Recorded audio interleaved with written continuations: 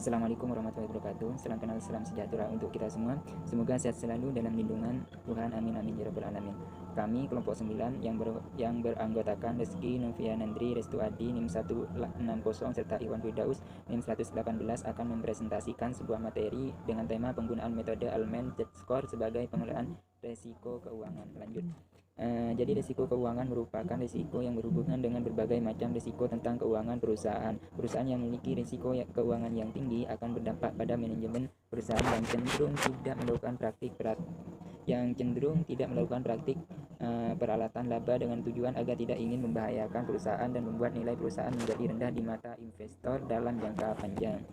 Kemudian metode elemen Z-Core. Metode elemen Z-Core merupakan suatu metode yang dapat digunakan dalam menganalisis risiko keuangan sehingga dapat memprediksi terjadinya keberangkutan pada perusahaan dengan tingkat kebenaran yang relatif dapat dipercaya. Kemudian rumus analisis risiko keuangan yang pertama ada X1 yaitu modal kerja atau total aktiva, X2 laba ditahan atau total aktiva, X3 laba operasi atau total aktiva, X4 jumlah ekuitas atau jumlah hutang, yang terakhir adalah X5 penjualan atau total aktiva. Untuk tahapan dalam menerapkan metode Atman Z-Score, yang pertama adalah dalam menilai tingkat risiko keuangan diperlukan data-data laporan keuangan yang terdiri dari laporan laba rugi dan neraca keuangan.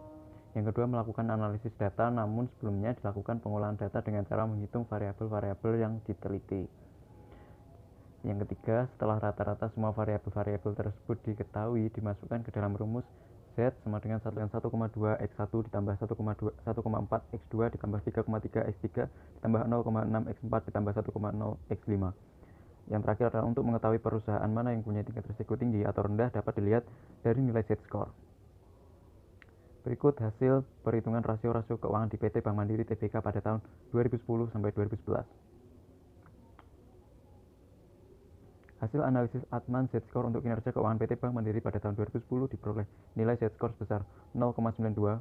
Berdasarkan kriteria Z-Score, kurang dari 1,81 dikategorikan sebagai perusahaan yang memiliki kesulitan keuangan sangat besar dan berisiko tinggi sehingga dapat diketahui bahwa PT Bank Mandiri di tahun 2010 memiliki kesulitan yang sangat besar dan berisiko tinggi sehingga kemungkinan mengalami kebangkrutan yang sangat besar. Hasil analisis Atman Z-Score untuk kinerja keuangan PT Bank Mandiri pada tahun 2011 diperoleh nilai Z-Score sebesar 0,91.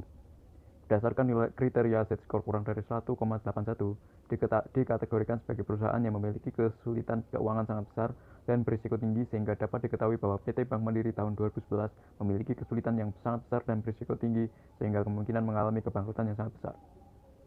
Baik, terima kasih dan sekian dari kelompok kami. Bila ada kurang lebihnya kami mohon maaf. Wassalamualaikum warahmatullahi wabarakatuh.